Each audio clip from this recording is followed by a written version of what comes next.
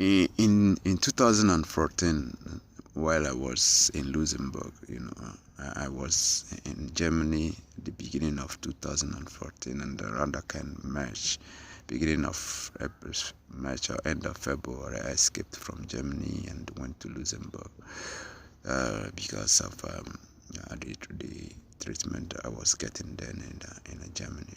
I was locked up in a psychiatry because I said that I'm being monitored and that people do. And there's this kind of an entertainment program that is being run on me. And I could, when I was in the psychiatry, once I got a little brief, I left Germany and went over to Luxembourg. I was in Luxembourg then, and then I started writing about issues, trying to expose the situation I was living in Germany. I was doing that on the internet. So I joined one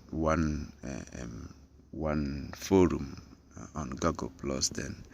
All these Google Plus communities, people create communities and other people join them on Google Plus, and there they exchange ideas.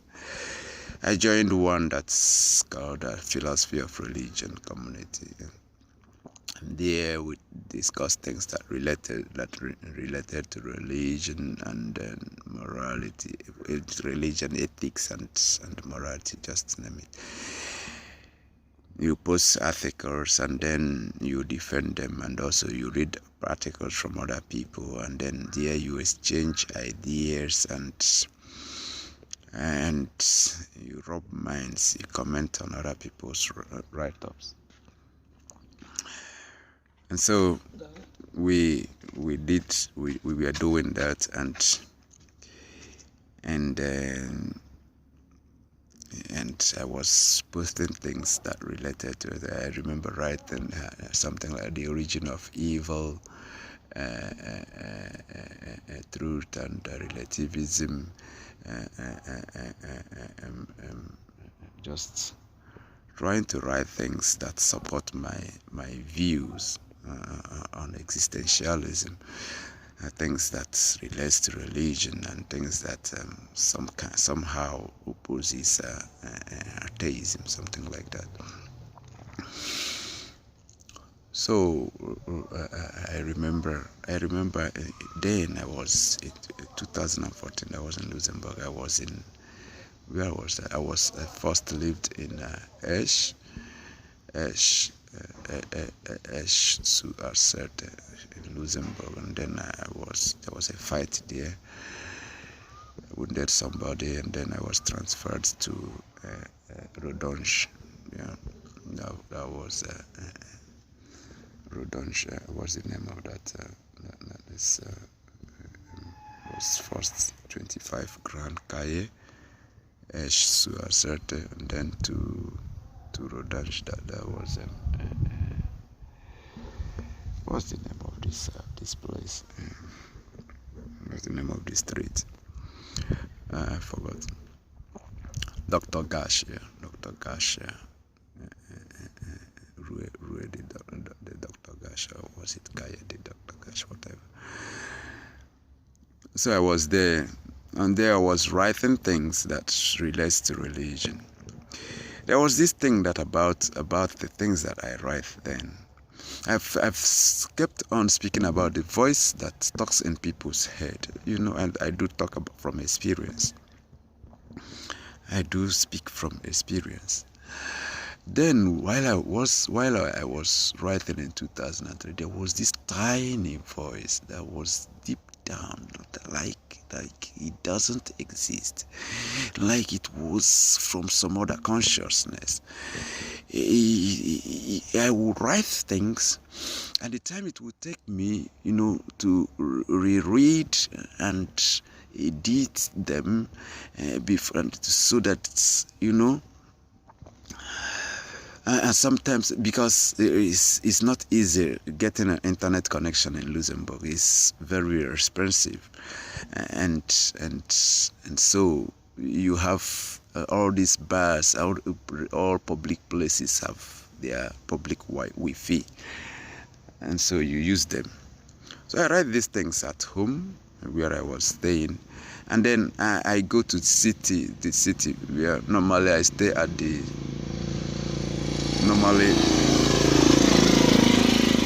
normally I stay at the central station where there is a public Wi-Fi. Then you can just use it. So I will go there and post them.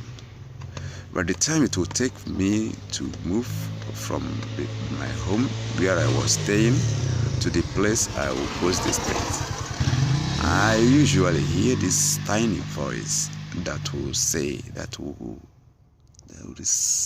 this voice from another consciousness, very deep down. It will be making very serious arguments against the very things that I wrote. It will come in a voice. Maybe then I was living with one Yoruba boy, a Nigerian too, in Rodonge. I was living with this Yoruba boy then, and in the Azel camp where we are located. And the voice will come it will be the voice of this guy that was living with me then. He will be making very serious arguments against the things that I wrote. If you were able to read the origin of evil, truth and relativism, the irony of the irony of science criticism of religion, just name them, the omnipotence and omniscience of God. If you are able to read these things, you will understand my own perspectives. But this voice, once I write these things, and before even I post them on the internet, this voice will stand up to make point by point arguments that contradicts the things that I wrote. And so it was going on like then.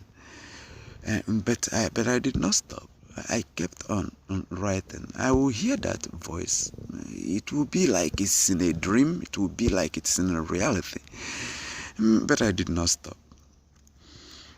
In fact, hearing that voice pushes me to make sure that I post my own views on the internet.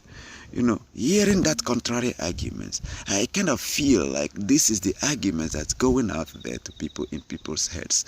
So that pushes me on now to make sure that my own views gets down there to the public domain, so that people will know the things that my own side of the arguments and my own views is not the same as the one that they're hearing.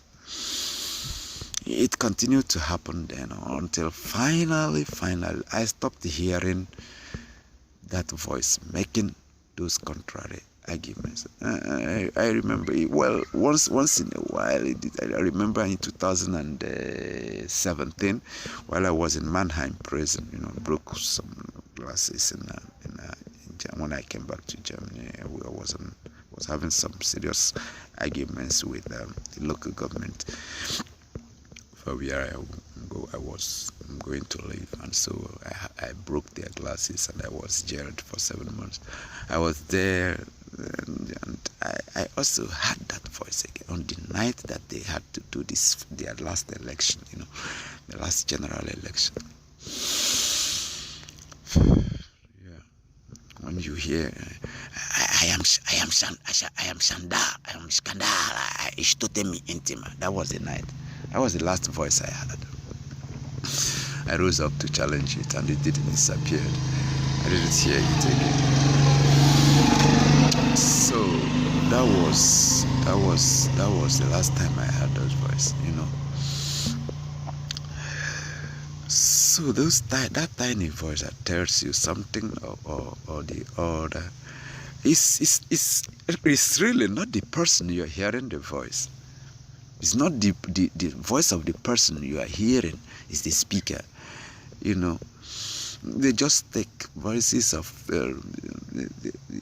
like if you make a call and then the voice of that person will collect his voice, or you discuss it with someone, or you are with someone and your environment, your surroundings, they hear your voice and then they take it up and then they use that voice to make contrary arguments against you.